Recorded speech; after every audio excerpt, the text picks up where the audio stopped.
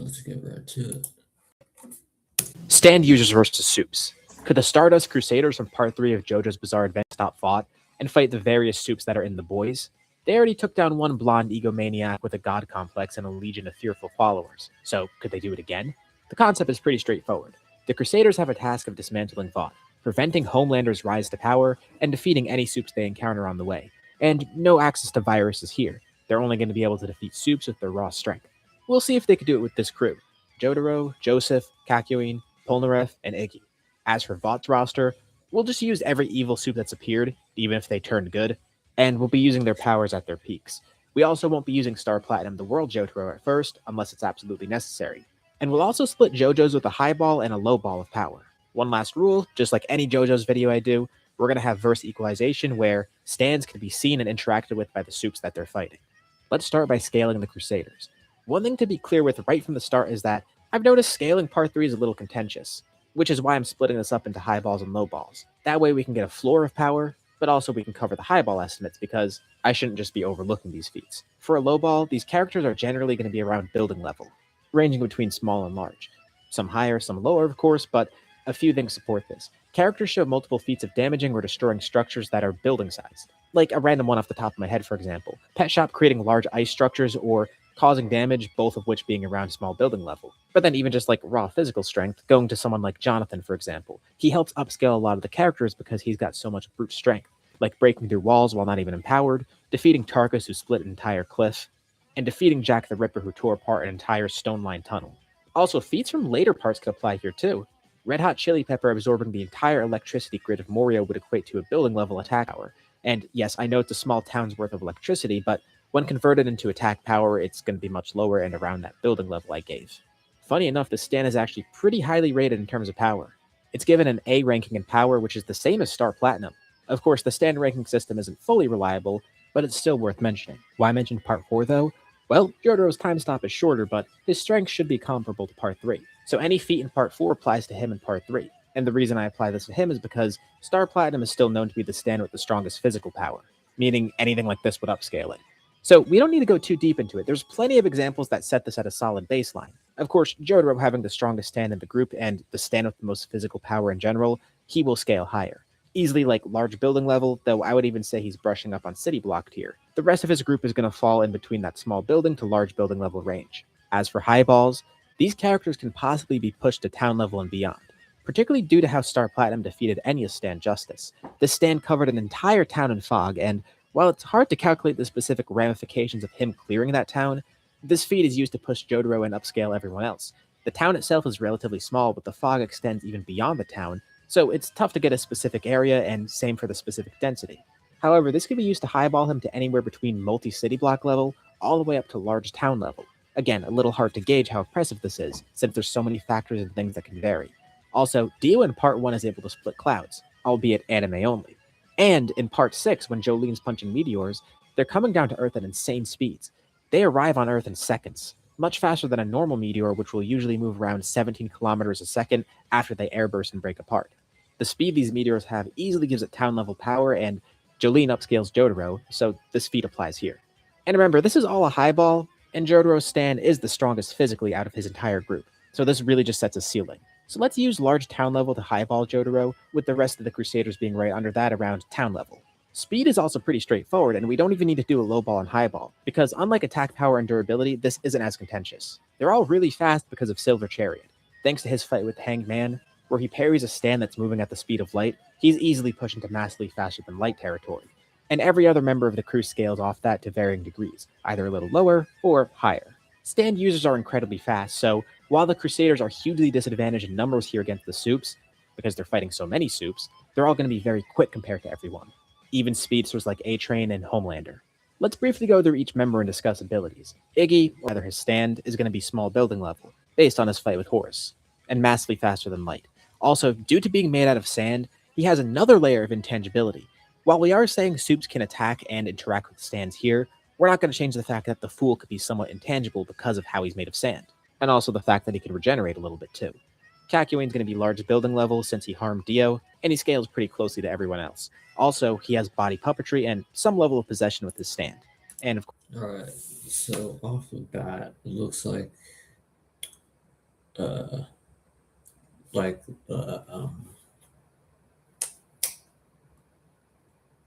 because I'm assuming he's going. He's listing off the lower tier members first. So off the bat, the lower tier members of the Stardust Crusaders are already stronger than the lower tier members of the boys. But, or I should say it's 7. But I'm pretty sure Homelander does cap at that large town level. So this is going to come down to whether to Jotaro versus Homelander. So let's see his argument for that. Of course, he's massively faster than light. Polnareff is also going to be large building level and massively faster than light. Nothing crazy in terms of abilities to note here, and his power is going to be scaled based on the other Crusaders, with his speed being based on, well, himself. He's the one who set the bar. Abdal is going to be the same as the last two in terms of power and speed.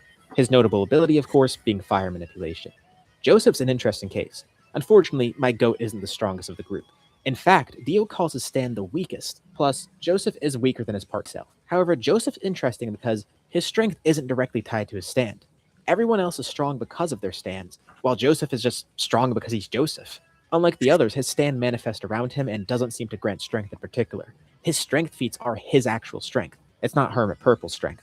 Of course, that doesn't change too much about the rest of the fight, but I think it's worth noting he's at least really impressive in that area where he's not carried by his stand. He also gets some nice abilities from Hamon, like durability negation, and he's not as costly, but he still can use it here. The energy of it can be transferred through people and things, and can also directly affect water. You know, the thing that's all over the human body. So that limited durability negation is a nice plus. As for his stand, he's clairvoyant with telepathic powers, so he'll be a useful soup tracking navigator. Jotaro is going to be the strongest of the group.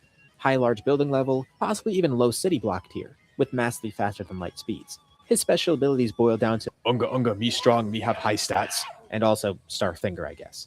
We're not using the world here, of course, unless needed. So this is just base Star Platinum. By the way, if you're enjoying this video so far, use to drop a like on the video and maybe even some hype points too. Plus, I try to make videos like this bi-weekly, so if you want to see more, feel free to subscribe. Anyways, into the soups now. Since there's so many soups, we also want to give a general tier for strength here. Every soup has enhanced durability and power, though some are way better than others. We could use pretty much any soup as an example. They are much stronger than the average person, so let's collect all these feats together and make a baseline of strength and durability. Since with soups, their AP and durability are pretty relative. Starlight is a good example. In her intro, we see her working out by punching brick walls and lifting a car. This is just a normal workout for her. And then there's also A-Train, destroying concrete just from launching into a run, and being able to run through people and not even being harmed. Yes, his speed is what killed Robin, but he had to be durable enough to survive that too.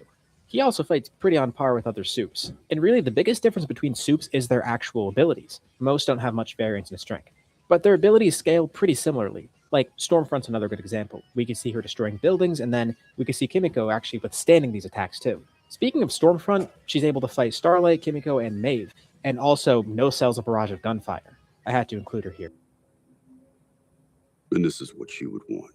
This is all her regular physical strength too, and the stuff I mentioned about Starlight before as well. That's all from her regular physical strength. None of that has to do with her light powers. Then there's the Deep, who could survive the pressure of the Mariana Trench. You think water's supposed to be fun? Try swimming in the Mariana Trench, you little fucking idiots. Yeah, not so fun now. No, it's dark and it's cold. And you're so alone. This could be attributed to his powers in particular, but it's also consistent with what I laid out here. No regular human could survive that deep, pun intended, especially not without a capsule to go down it. I can go on, but basically, all soups have a baseline of building level strength and durability. And they're all superhuman in speeds, except if speed is their entire thing, obviously. Now, there are exceptions like Homelander, who have stronger stats than everybody else, so let's actually talk about Homelander. And since we're looking at high balls and low balls for JoJo's, let's do the same with the boys. Yes, I know the boys is very inconsistent with scaling, but let's do it anyways. You know what's really funny? One of Homelander's best speed feats is from a joke scene in Season 5, and it's pretty easily verifiable and very easy to calculate. Robin Hood, Prince of Thieves. That's not a documentary. No, she's Sherlock.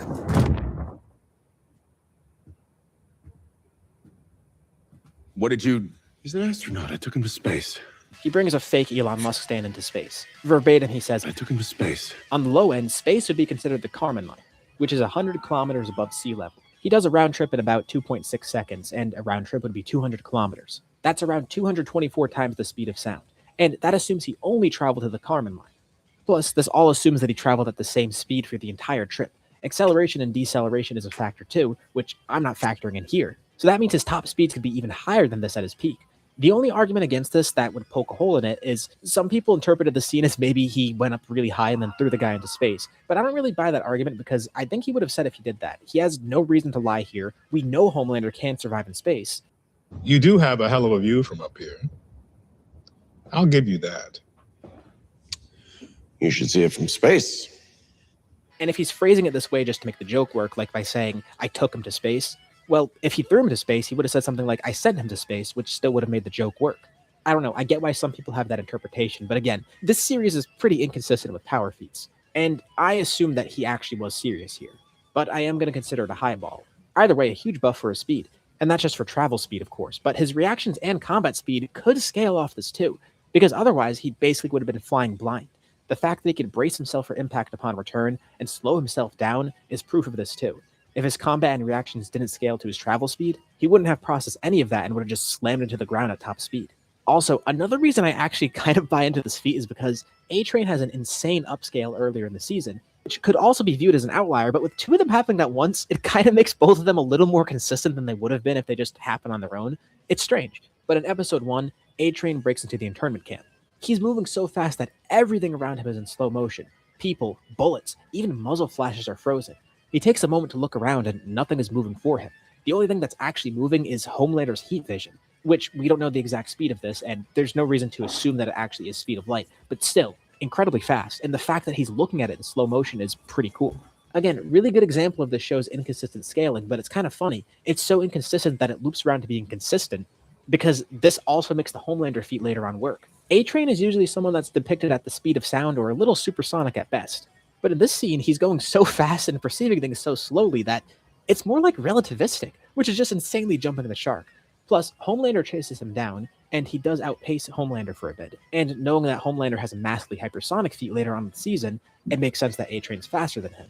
But still, the fact that Homelander can almost keep up.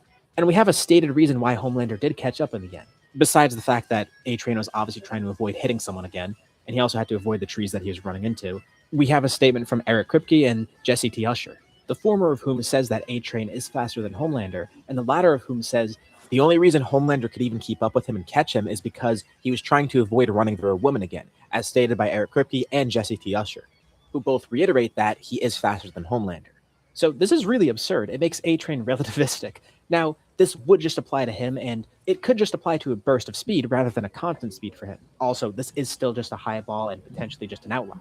Though it makes me wonder the implications of his attack power, because imagine if a 170-poundish man just runs into you at relativistic speeds. That's pretty crazy. So back to Homelander. At a high ball, he's massively hypersonic, with travel, reactions, and combat speed. And then A-Train gets up to relativistic. I never thought I'd say that. But normally and at low ball, Homelander is pretty easily hypersonic, doing things like outspeeding explosions and fighter jets. However, even with this crazy-ass upscale, both of them still have combat and reaction speeds well below the Crusaders. Yes, they have an advantage in travel speed, but that's all. What about Homelander's strength, though? Well, since we're using him at his peak, in Season 5 we do have a scene of him launching his heat vision after taking V1, and it's pretty impressive. The amount of power exerted here would be country level at its greatest highball. It's also worth noting, there's some confusion about if V1 increased his strength or not. It's never said to enhance his powers. Its purpose is just to make him immortal. Now, let's assume that it works like a temporary boost, like when A-Train was shooting up Compound V for temporary boost in power. You know, if that is the case, then yeah, maybe this laser scene is also an outlier, and it's only in that moment right after he gets empowered. But personally, I don't buy that. That's not how V1 stated to act, and I think this is just Homelander's raw strength, and V1 has nothing to do with it. Though I get why people would have the other interpretation of it being like a temporary boost. It definitely is not a permanent boost, though. Anyways, that tangent aside, this country-level power is only with his heat vision. Otherwise, he's multi-city block level. I actually scaled him in a previous video too, where Yuji from JJK fights the Seven, which I guess I might need to revisit now. Homelander also said that he could wipe New York City off the map for fun. And then, well, I think. Well, I mean, technically, if you revisit it now, then you would have to use Modulo.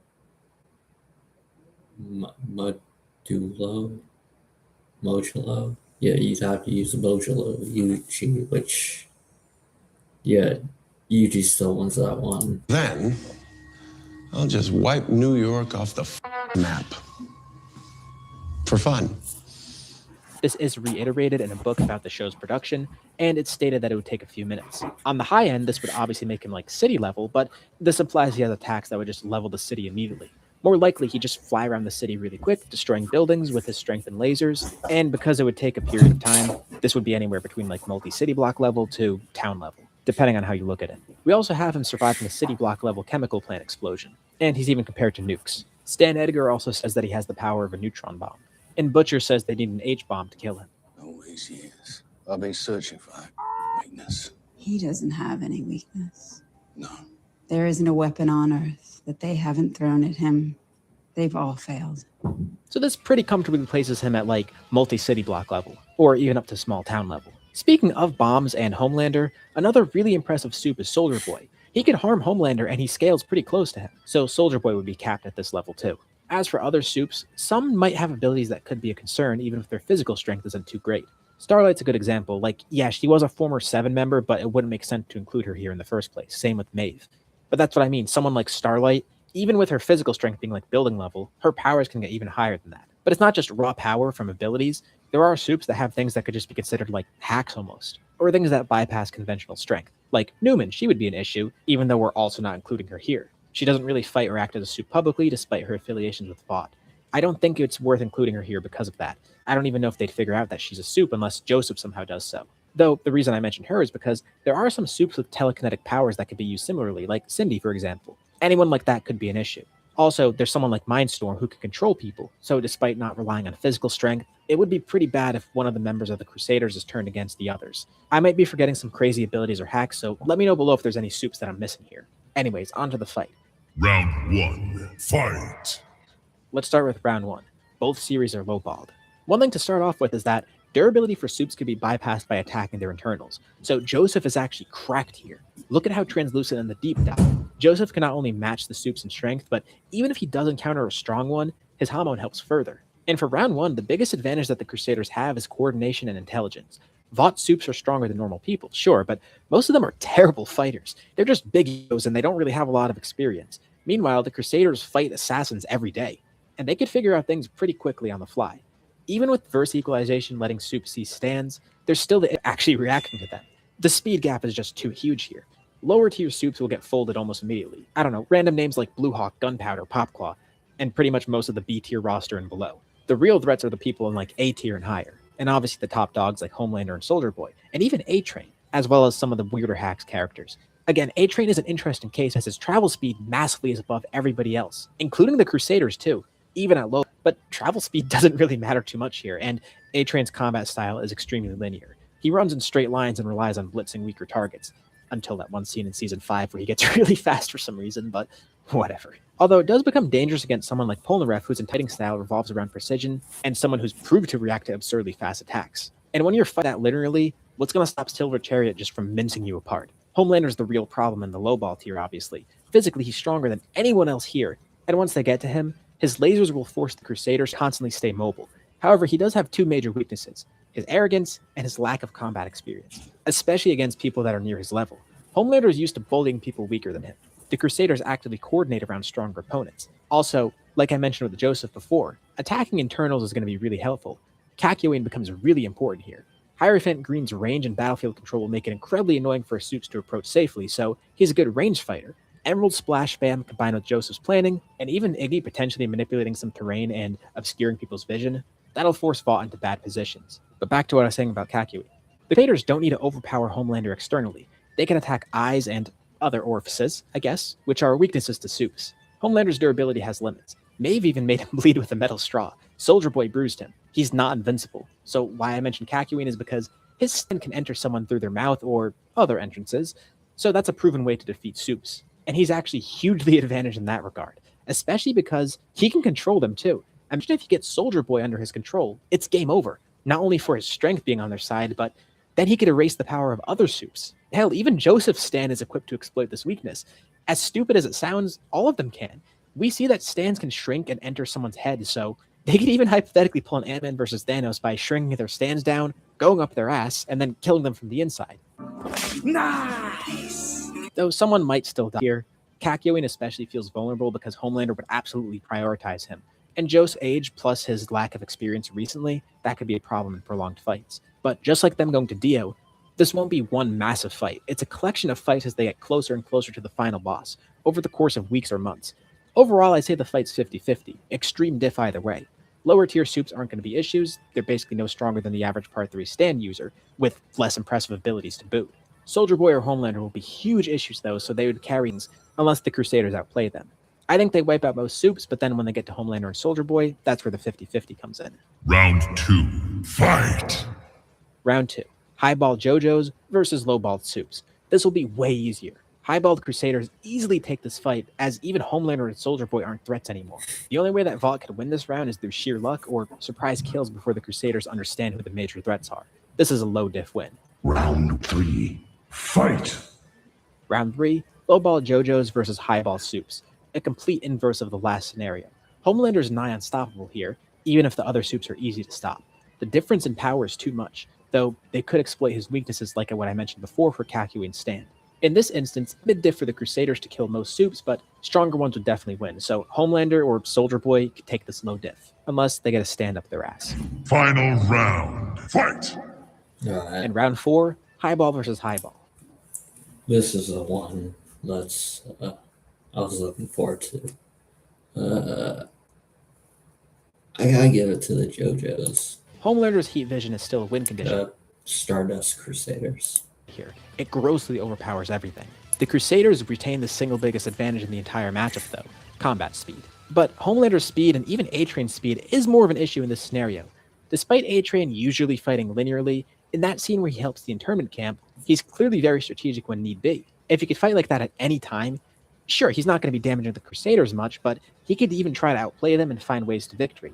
The issue is, the combat and reaction speeds of the stand users is way higher than him by multiple times. Hypothetically, Homelander could win though. If anyone gets tagged by his lasers, they're toast, no pun intended. But I don't see that happening, because the Crusaders are much faster. Even if we assume Homelander's heat vision is light speed, which we don't have proof of, the Crusaders are still faster. And Iggy's stand wouldn't even be too susceptible to this because, while it would turn parts of it into glass, still it would just pass right through the stand and then he could regenerate that. Avdol might even have some heat resistance here too. Not to a degree that he can nullify this, but Homelander's lasers are variable in power, so it could help him brush off some attacks, if Homelander's not completely serious. Though if this heat vision is actually light speed, that would also upscale A-Train further since he watched it travel in slow motion. So funny enough, in that scenario, then A-Train could possibly match or exceed the Crusaders in speed. Again, this is a big assumption and it's already working off a Highball. But if we glaze Homelander here and in turn glaze A-Train, that could actually help him win because then he could run through the Crusaders, as stupid as it sounds. Although Joseph would be a big issue still, because like I mentioned, unlike the other stand users, strength isn't dependent on his stand. His power and durability are his actual body's power and durability. So A-Train could run into Joseph and just splatter. It would be like a small car crashing into a tank. Even in that ridiculous, unlikely scenario, the soups still lose. But since that's unlikely, we can completely ignore it. I'd say the Crusaders take this round low diff. They'd be matching or exceeding the strongest soups in strength, durability, combat speed, reaction speed, and arguably abilities. The only place they'd fall on is travel speed, which again, pretty irrelevant, and that's only in comparison to A-Train and Homelander. So their advantage everywhere and everyone. More often than not, the Crusaders can clutch here. Despite Homelander having way better attack power and durability than Dio even, especially with heat vision, the stand users are fast and well coordinated. They have multiple paths to victory while Vought would rely on Soldier Boy and Homelander to carry, the latter of whom isn't that impressive of a strategist or a combatant, especially when he's going up against Joestar, who could bullshit his way out of anything, even though he's not in his prime here. So even with verse equalization letting soups see stands, dealing with them is another story entirely. Star Platinum and Silver Chariot are still absurdly fast, Hierophant Green controls massive amounts of space, and is pretty versatile, Joseph's a nightmare tactically, and Iggy gives them mobility and battlefield control that Vought really can't prepare for. And depending on who he's up against, Magician's Red could be incredibly oppressive. Vought's biggest weakness is themselves. Their roster is bloated with arrogant celebrities, not disciplined fighters. They're all lame. Sure, some have actual combat experience or martial arts training, but they're exceptions, and those ones aren't even that strong. Like Black Noir, what the fuck is he gonna do here? The Crusaders would exploit this inexperience immediately, because even though they're relatively inexperienced, they've proven that they can handle combat. Also, fighters like Black Noir, it's questionable whether you can call them skilled or not, considering the fact that we've technically never seen Black Noir fight another martial artist. I could be wrong though, but I don't remember any fight Black Noir got in which he fought like I don't know a Batman level fighter. So skill is just questionable. It's not like these schmucks that just take on actual regular people. But again, it's not a stump either. Homelander absolutely can get a kill or two here. Same with Soldier Boy, or even someone like Mindstorm or someone with weird hacks, especially if the Crusaders get careless.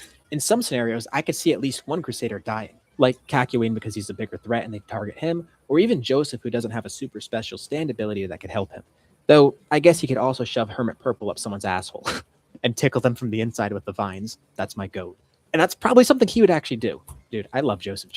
But overall, the Crusaders are just more adaptable, more coordinated, and way more experienced fighting dangerous abilities. Oh yeah, and if Jotaro had his time stop, this isn't even a contest. Let me know what you think below. Also, I know how power scaling videos get, so be civil in the comments. Thank you all for watching.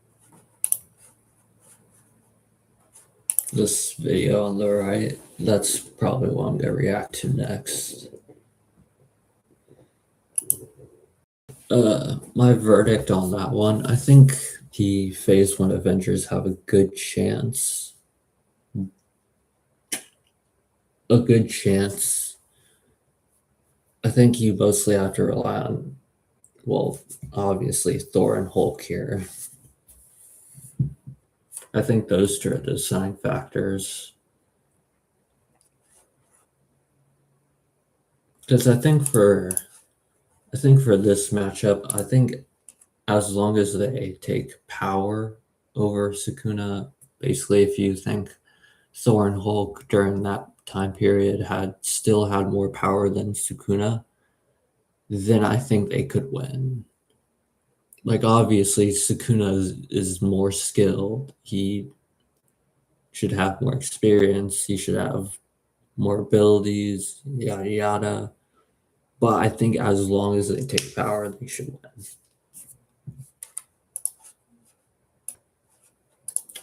Good vid. Good stream.